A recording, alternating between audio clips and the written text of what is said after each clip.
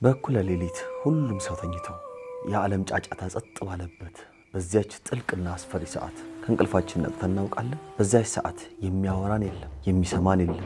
የሰዓቱ ኮቴና የልባችን ትርታ ብቻ ይሰማናል። ትራስ ላይ ተደግፈን በእንባ በራሳው አንሶላችን ላይ ሆነን በዚያ የዝምታ መሃል ጌታ ሆይ ብለን ጠርተነው እናውቃለን? አምላኬ ሆይ እባክህ ስማኝ ብለን በለቅሶ ስንማጸን ያየኛ የልብ ጩኸት ያየኛ መከራ ከክፍላችን ጣሪያ አልፎ ወደ ሰማይ የሄደ እንኳን አይመስለን። ልክ ባዶ ቤት ውስጥ ሆነን ማንም በሌለበት ምድረ በዳ ላይ ቆመን ብቻችንን እንደምንጮህ አይነት ስሜት ይሰማናል። ዛሬ የምናወራው ስለተመለሱልን ጸሎቶች አይደለም። ዛሬ የምናወራው ተአምር ስለተደረገላቸው፣ ህመማቸው ስለተፈወሰላቸው ወይም የለመኑትን ስላገኙ ሰዎች አይደለም። ዛሬ የምናወራው ስለተዘጉ በሮች ነው። ዛሬ የምናወራው እኛ አምርረን በለመንበት፣ እኛ ደም እንባ ባነባንበት ሰዓት እግዚአብሔር ዝምታን ስለሚመርጥበት ከባድ ምስጢር። ይህ ዝምታ ቀላል አይደለም። ይህ ዝምታ አንዳንዴ ከጦርነት በላይ ይጎዳናል፣ ከረሃብ በላይ ያደክመናል። ስጋዊ ህመም መድኃኒት አለው፣ የመንፈስ ዝለት ግን አጥንትን ይሰብራል።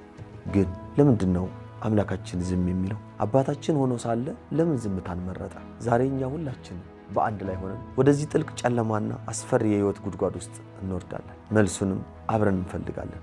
እባካችሁ ይህንን መርሃ ግብር በታማኝነት ለአንድ ወንድማችሁ ወይም ለአንዲት እህታችሁ ሼር አድርጋችሁ ትከታተሉ ዘንድ በትህትና እንጠይቃለን። ለአንድ ሰው በታማኝነት ለአንድ ሰው በዚህ በታላቁ ዐቢይ ጾም ወቅት ወይም በማንኛውም የፈተና ወቅት የፈተና ጊዜ